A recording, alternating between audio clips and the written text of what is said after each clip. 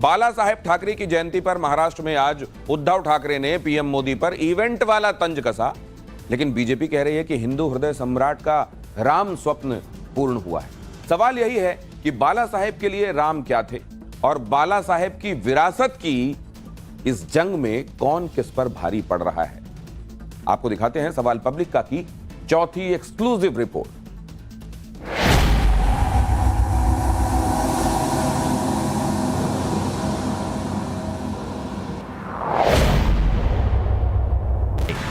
सबसे जुदा था बाल ठाकरे का अंदाज। पहला बिल्कुल कश्मीर साफ बनूंगा। एक ही आदमी मेरे देश में, पूरे देश में, चाहे वो पाकिस्तान का हो या बांग्लादेश का हो, यहाँ नहीं रहेगा। और जितने कोई आतंकवादी आए हैं, एक पर भी मैं मुकदमा नहीं चलाऊंगा। बाल ठाकरे अपनी आंखों में राम मंदिर का सपना संजोकर चले गए, लेकिन ये भी संयोग ही है कि बाल ठाकरे की जन्म जयंती 23 जनवरी के ठीक एक दिन पहले रामलला की प्राण प्रतिष्ठा समारोह बेहद भव्य तरीके से संपन्न हुआ। पूरी दुनिया ने इस दिन को अपलक नजरों से देखा, राम की शक्ति को महसूस किया। जाहिर है बाला साहेब भी जहां होंगे अपने सपने के साकार होने पर जरूर खुश होंगे। लेकिन रामलला की इसी प्राण प्रतिष्ठा पर अब सियासी विलाप शुरू हो गया। मंगलवार को उद्धव ठाकरे अपनी पार्टी के नागपुर अधिवेशन में थे। यहाँ उद्धव ठाकरे ने बीजेपी पर हमला बोला और कहा कि राम का मुखौटा पहनकर कुछ रावण घूम रहे हैं। आज जे काही रामाचे मुखवटे घालून रावण फिरतायत,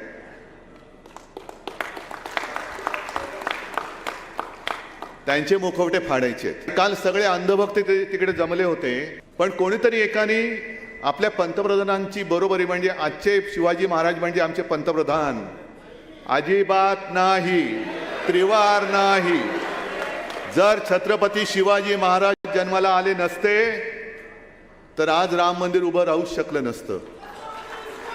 नाहीतर हे कोणाही येरागाबाळ्याचं काम नव्हतं। इससे पहले उद्धव गुट वाली शिवसेना ने अपने मुखपत्र सामना में भी रामलला की प्राण प्रतिष्ठा को लेकर प्रधानमंत्री मोदी पर तीखा तंज कसा और लिखा कि श्री राम को तो घर मिल गया, लेकिन देश के लाखों लोग बेघर और भूखे हैं। प्रधानमंत्री मोदी ने अयोध्या जाकर श्री राम के लिए उपवास किया, लेकिन क्या वो देश के करोड़ों लोगों की भूख मिटाने के लिए उपवास करने जा रहे हैं? भाजपा का अयोध्या उत्सव का मकसद देश को राम के नाम पर सिर्फ मोदी मोदी कराना है।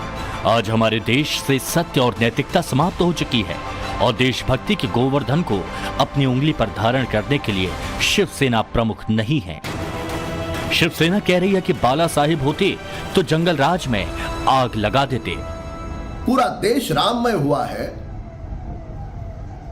इसमें भी उद्धव ठाकरे को आपत्ति, इसमें भी वो ओछी राजनीति ढूंढेंगे। हो क्या गया आपको? कहा गई स्वर्गीय बाला साहब ठाकरे जी की विचारधारा हिंदुत्व के बारे में बोलने का और भगवान राम के बारे में बोलने का आप नैतिक अधिकार खो चुके हो। सवाल यही है कि बाला साहेब अगर आज होते तो वो क्या करते? क्या ये लड़ाई सिर्फ बाला साहेब की वैचारिक विरासत है? याद कीजिए, जब अयोध्या का आंदोलन चल रहा था तब महाराष्ट्र से राम मंदिर के पक्ष में शिवसेना संस्थापक बाला साहेब ठाकरे किस तरह से गरजते थे। वो उन गिने चुने नेताओं में थे जिन्होंने अयोध्या में विवादित ढांचा ढहने पर कभी अफसोस नहीं जताया। वो राम मंदिर के लिए हर एक कीमत चुकाने को तैयार थे। वो बाल ठाकरे ही थे जो छाती ठोक कर कहते थे, हमने तोड़ी बाबरी, हमने मिटाया कलंक। लेकिन वक्त बदला है तो सियासत भी बदल गई और सत्ता के समीकरण भी बदल गए हैं। विरासत के दौराहे पर खड़ी शिवसेना आज दो धड़ों में बटी है। एकनाथ शिंदे के हाथों पहले उद्धव ठाकरे के हाथ से महाराष्ट्र की सत्ता गई, फिर पार्टी और निशान और उसके बाद संभवतः राम का मुद्दा भी। बाला साहेब ठाकरे के बाद जिन्हें शिवसेना विरासत में मिली वो उद्धव ठाकरे घोषित तौर पर तो राम के उतने ही शरण में हैं जैसे पहले हुआ करते थे। बीजेपी से अलग रास्ता चुनने के बावजूद मुख्यमंत्री रहते हुए उद्धव ठाकरे ने भी राम को भुलाया नहीं था।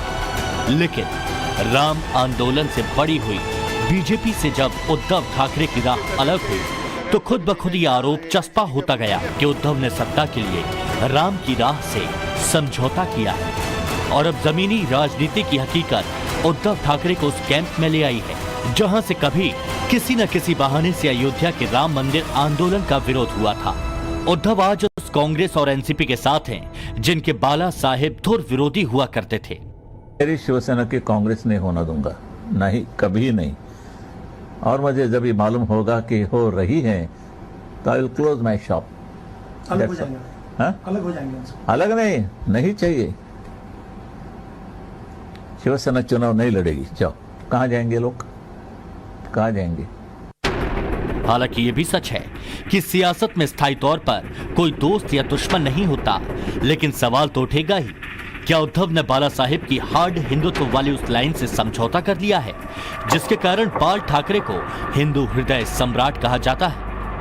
इधर राम मंदिर निर्माण के इस दौर में मंदिर आंदोलन की स्वाभाविक प्रतिनिधि बनकर बीजेपी आज सत्ता में है और सीना ठोक कर कह रही है कि मोदी योगी ने बाला साहेब का राम मंदिर वाला सपना सच कर दिखाया है।